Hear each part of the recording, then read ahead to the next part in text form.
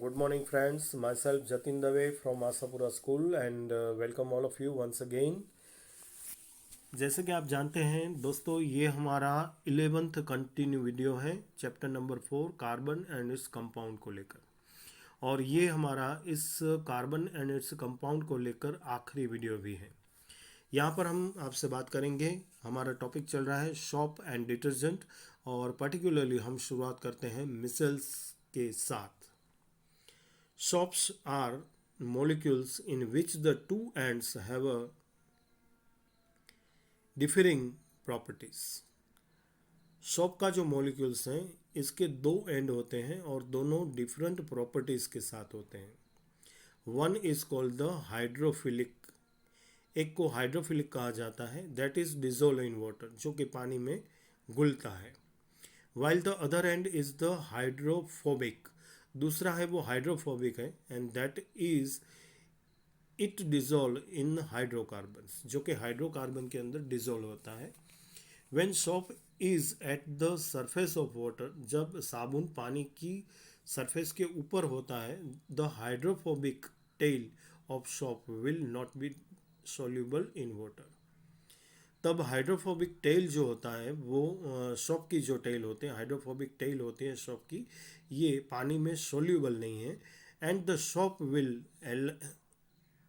एलिंग along the surface of the water, और इसके कारण जो सोप हैं वो पानी की सरफेस के ऊपर तैरती रहती हैं with the ionic and in a water and hydrocarbon tail protruding out of the water, inside the water.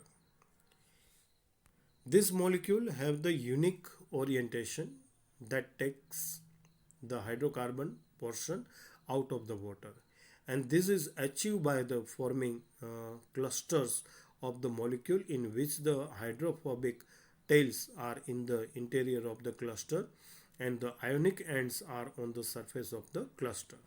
This formation is called the micelle. Soap in the form of the micelle is able to clean, since the oily dirt will be collected in the center of the micelle and the micelle stay in a solution as the colloidal and will not come together to uh, precipitate because ion-ion repulsion. Thus the dirt suspended in the micelle is also easily rinsed away and the soap micelles are large enough to scatter light. Hence the soap solution appears cloudily. Okay, अब आपके screen पर दो छोटी सी activity फिर से एक बार। सबसे पहले 4.11 को देखेंगे। Take about the 10 ml of the distil water और the rain water and 10 ml of the hard water from the tubewell और the hand pump is separated test tube. Add the couple of drops of the soap solution in both and shake the test tube vigorously for an equal period of time and observe the amount of the foam formed. तो दो test tube लेना है, 10 ml आपको एक में distil water या rain water लेना है, दूसरे में आपको हार्ड वाटर लेना है जो कि ट्यूबवेल या फिर हैंड पंप से आपको मिलेगा।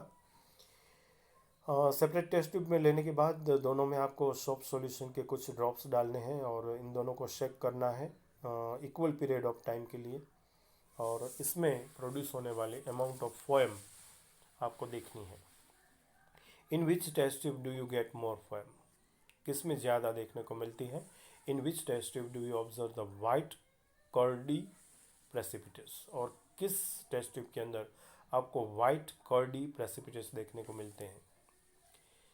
If the hard water is not available in your locality, अगर जो आपके आसपास के एरिया में हार्ड वाटर अवेलेबल नहीं है, prepare some hard water by dissolving hydrocarbonates और सल्फेट्स और क्लोराइड्स ऑफ कैल्शियम और मैग्नीशियम इन वाटर।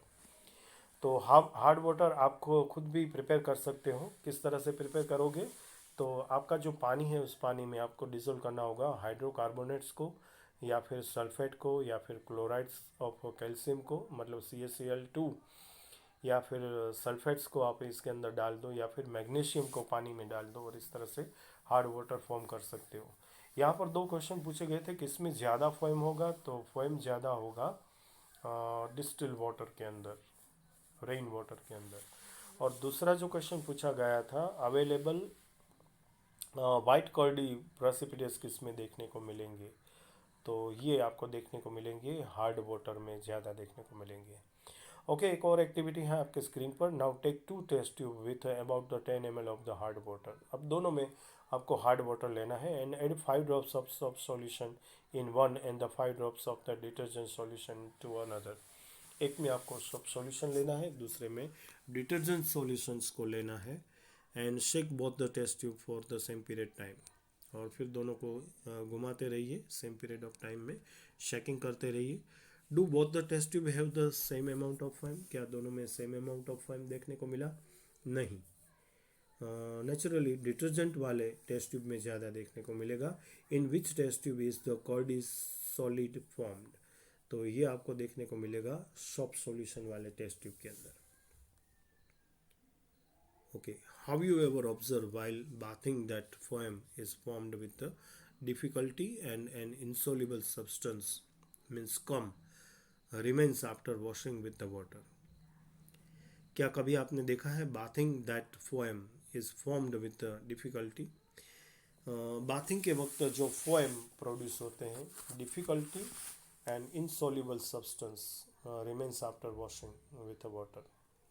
पानी से धोने के बाद बहुत डिफ़िकल्टीज़ के साथ बाथिंग के वक्त जो फोएम्स प्रोड्यूस होते हैं, ये इनसॉल्युबल सब्सटेंस हैं।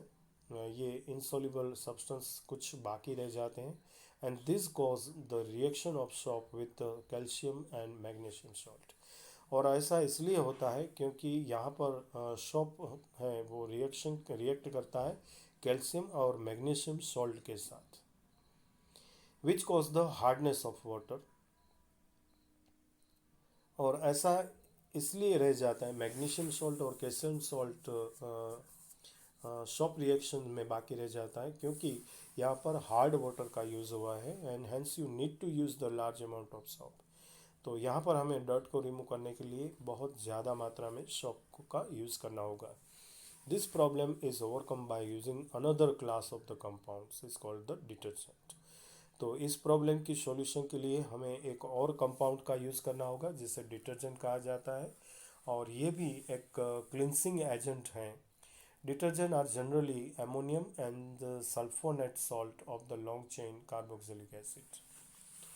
तो डिटर्जेंट है ये जनरली एमोनियम या फिर सल्फोनेट सॉल्ट से बना हुआ लॉन्ग चेन कार्बोक्सिलिक एसिड है। Charge end of this compounds do not form insoluble precipitates with the calcium and magnesium ions in hard water। Hard water के साथ ये इनसॉल्युबल प्रेसिपिटेट्स प्रोड्यूस नहीं करते, खास करके कैल्शियम और मैग्नीशियम आयंस के। Thus they remains effective in hard water, और इसलिए साबुन की जगह पर डिटर्जेंट ज़्यादा इफेक्टिव होता है हार्ड वाटर में। Detergent are usually use to make the shampoos. Detergent का यूज़ खास करके शैम्पूस के अंदर और and product of the cleansing cloth, और कपड़े धोने के लिए जो अलग अलग तरीके के डिटर्जेंट्स के बनाए जाते हैं इसमें इसका इस्तेमाल होता है। अब फिर से एक बार टेक्सचुअल क्वेश्चंस आपके स्क्रीन पर होमवर्क के लिए। सो लुक हियर, यहाँ पर दोस्तों हमारा ये lesson carbon and its compound complete हो रहा है। आपके स्क्रीन पर शॉर्ट समरीज के साथ एक्सरसाइज हम डिस्प्ले करने जा रहे हैं। एक्सरसाइज के पहले 3 क्वेश्चंस आपके स्क्रीन पर जो कि दिखाई दे रहे हैं। एक्सरसाइज का ये फर्स्ट पेज है।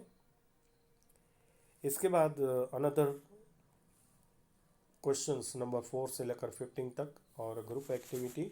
अब लास्ट पेज टेक्स्ट का आपके स्क्रीन पर। डियर फ्रेंड्स, हम आपसे इस बात को फिर से एक बार शेयर करना चाहेंगे कि carbon and its compound chapter number 4 related total 11 video explaining video हमने आपको दिए हैं। ये एक्सप्लेनिंग वीडियोस सारे के सारे आपने देखे होंगे, सुने होंगे और समझे होंगे, और जैसे ही समय समय पर हम आपको बताते रहें इस तरह से अपने होमवर्क को भी प्रिपेयर किया होगा, फॉलो किया होगा। एक बार फिर से याद दिला दें आपको कि आपको ये हर एक लेसन अब कोविड-19 के चलते हुए गवर्नमेंट के द्वारा जो 30% कोर्स रिडक्शन किया गया है उस रिडक्शन लिस्ट को सामने रखते हुए प्रिपेयर करना होगा। और जो भी पॉइंट्स चैप्टर वाइज इस चैप्टर में चैप्टर्स में निकाल दिए गए हैं, कैंसिल कर दिए गए हैं, उसे आपको भी कैंसिल आउट करना है। और बाकी के जो पॉइंट्स रहते हैं उसे आपको टेस्ट प्रिपरेशन के लिए रेडी करना है, बोर्ड एग्ज़ाम के लिए रेडी करना है। वैसे आप जानते हैं कि अब हमने ग्रुप में आपके लिए पीडीएफ भी शेयर कर दी हैं, जो बोर्ड ने न्यू पेपर स्टाइल दी है। उस न्यू पेपर स्टाइल के साथ साथ एक जो आपको मॉडल पेपर उन्होंने दिया है हर एक सब्जेक्ट का, उस मॉडल पेपर के साथ हमने शेयर कर दी है। तो इसे भी सामने रखिए, इसे भी साथ रखिए, और इस तरह से आप जो साइंस का सिलेबस है 30% रिडक्शन के साथ उसको ध्यान में रखते हुए टेस्ट प्रिपरेशन शुरू करेंगे। दूसरी अहम बात आपको ये बतानी है कि इस वीडियो के साथ, इस चैप्टर के साथ यहाँ पर इस साल के लिए एकेडमिक ईयर 2020-21 के लिए हमारा 10th स्टैंडर्ड का साइंस एंड टेक्नोलॉजी का सिलेबस भी हम ऑनलाइन एजुकेशन के माध्यम से कंप्लीट करने जा रहे हैं। तो इस उम्मीद के साथ कि ये ऑनलाइन एजुकेशंस आपको इस साल की सफलता के लिए, इस साल की बोर्ड एग्ज़ाम प्रिपरेशन में यूज़फुल होगा। आप इसका सही सही इस्तेमाल करोगे और जो भी इंस्ट्रक्शन पूरे साल के दरमियान ऑनलाइन एजुकेशंस के बीच में हमने आपको दी थी, उन हर एक इन्फॉर्मेशन और हर एक इंस्ट्रक्शन को आपने अच्छी तरह से फॉलो किया होगा। इस उम्मीद के साथ आपका धन्यवाद करेंगे और यहाँ पर आपसे विदा लेते हुए फिर से एक बार दो बातें आपसे कहना चाहेंगे। पहली बात ये कि अब साइंस का सिलेबस कंप्लीट हो गया है, तो आपको इंडिविजुअली अब बोर्ड एग्ज़ाम के लिए प्रिपरेशन शुरू कर देना है। प्रिपरेशन के वक्त 30% रिडक्शन लिस्ट को सामने रखना है। तीसरी बात, मॉडल पेपर भी बोर्ड ने आपको सेंड कर दिया है, तो इसे भी आप ध्यान में रखेंगे। और सबसे इम्पोर्टेंट बात ये कि इस पूरे सिलेबस को कंप्लीट करते हुए हमने ये आखिरी वीडियो आपके लिए जारी किया है। लेकिन अभी बोर्ड एग्ज़ाम के लिए बहुत सारा वक्त है, तो अच्छी तरह से हो सके तो इस पूरे सिलेबस को घर पर बैठकर रिपीट कीजिए और जो हार्ड आपको पॉइंट्स लगते हैं इसे बार बार रिपीट करते हुए अच्छी तरह से प्रिपेयर करने की कोशिश कीजिए। फिर भी अगर जो कोई डाउट्स रह जाता है तो आप हमें जैसे कि आपको ग्रुप इंस्ट्रक्शन दी गई है, इस तरह से हमें आपके डाउट्स बता सकते हैं और हम पूरी कोशिश करेंगे प्रामाणिकता के साथ आपके उस हर एक डाउट को कंप्लीट करने की। ओके, तो इस वीडियो में यहाँ तक। आपका फिर से एक बार हमेशा की तरह धन्यवाद करते हुए, और हम चाहेंगे आप घर पर बने रहें, सुरक्षित बने रहें, और एग्ज़ाम प्रिपरेशन के लिए आपको एडवांस में बेस्ट ऑफ लक कहते हुए thank you very much and good bye.